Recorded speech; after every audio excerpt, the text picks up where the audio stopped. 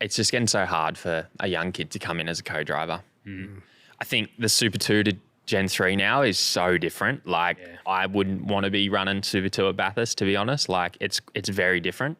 If you were a Cully, if you're doing both, like I do our Super 2 test days, we can do 10 laps. Yep. And man, like my first laps at Sydney at the start of the year, I was like half a second off. What's, from a driving point of view, mate, what's different? Like what do you have to adjust? Everything. Like the biggest ones are visual and just how you sit, like the ergonomics. And it's so funny, like when we went to the flat wheel, where the Gen 3 wheel is like flat, we're like, oh my God, this is the worst thing ever. I get back in the Super 2 car, mate, it's like a bus. Like I'm like, whoa, like what is happening?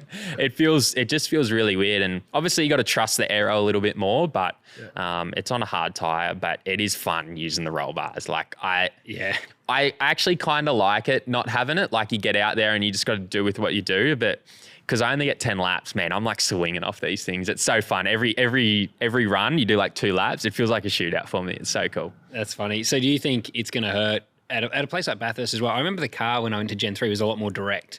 So if did you find that now the old car feels a little bit lazier and more forgiving? Or has the Gen 3 evolved since those first ones? It's definitely evolved, but the feeling's way different. I think you have like no feeling as such in the Gen 3 compared to the old car. Like you can feel the pitch and roll and everything a lot more in the old cars, but I think the new tyre might make it a bit closer at Bathurst. Like they'll probably be reasonably similar times to Super 2, but like visually and everything, it's pretty hard. Doing it on the same weekend, like running out and jumping in the other car is probably going to be pretty tricky. What would catch someone out at, say, Bathurst, mate, going from the Super 2 to the Gen 3? Is it because they got more aero? Like, are they likely to overcook it over the top because they don't and shun? Is that what you think? Like, I think the aero is obviously the big difference, but even just like, as I said, like visual points, like you jump in, like you go across the top and, you come down through the S's and that, like you need to be millimetre perfect sort of thing. So anyway, you get enough practice at Bathurst to sort of get up to speed, but I just think it's good, the evaluation days. Like I see Harry Jones has got another one coming up. So like rookie co-drivers can do evaluation days and that, but it is pretty hard. Like I feel like for our team, it'd be pretty hard to sign a young bloke, not being able to give him too many miles. And even we don't have a category here that does pit stops either. So you can't even practice outs and ins except for GT racing.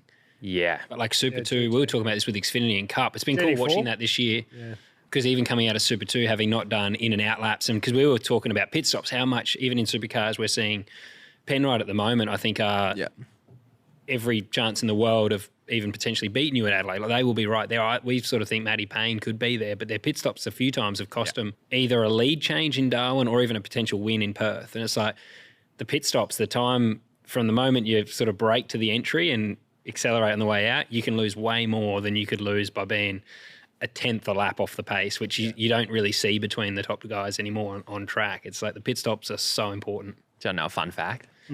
Townsville Saturday race, I was P24 on entry and P24 on exit. Really? Because you're being conservative or? Yeah. I'm always very conservative. Why are you so shit on entry? That's terrible. I know. I can't believe you just owned up to that. Yeah, no. I wouldn't have told anyone. No, I'm all right to say it. If I miss out by like a tenth, I'd be angry. But and then the next day I was 16th, and I was like to Marty, yes, heaps better. What's the Yeah, why? I think I was in the lead, and I was probably being I think I was being conservative ever since ever since there was that controversy over wheels, like I've been even more hesitant, but I've always been on the safe side on exits, especially. If you're leading on the way in, you don't have that gauge either of someone in the front. Exactly. Like when someone's behind me, like, you always drive and you're like, oh my God, they caught me by a second. But on exit, you normally, you slingshot a bit. So what you're really saying is the team's carrying you once you enter the lane? Oh, 100%. The team's getting you out of the shit. That's a fact. Yeah. With your entry and exits. From fastest to the slowest, like roughly what's the split on those? Like, max is probably like half a second. It's probably like if anyone's over half a second quicker, like it's pretty big, sort of thing. Yeah, so everyone's really, because, it's pretty tight. It's just high risk reward. Like depends on your situation. Like when you're racing for a win, like when you're trying to undercut someone, like you're sending it in there and you're trying to be good on exit. But I was lucky that I had a bit of a gap, so I'm a bit on the safe side. One of the teams I was with, we struggled in the lane a bit. So I remember I'd let go of the button before the bonnet got to the line because I knew I was in the 5 metre thing and I was just like, fuck it, that'll do. And I don't know how I never got done. I think supercars would come and talk to us. I swear they felt bad for us in the lane sometimes. And they're like, look, you lost 4 seconds there.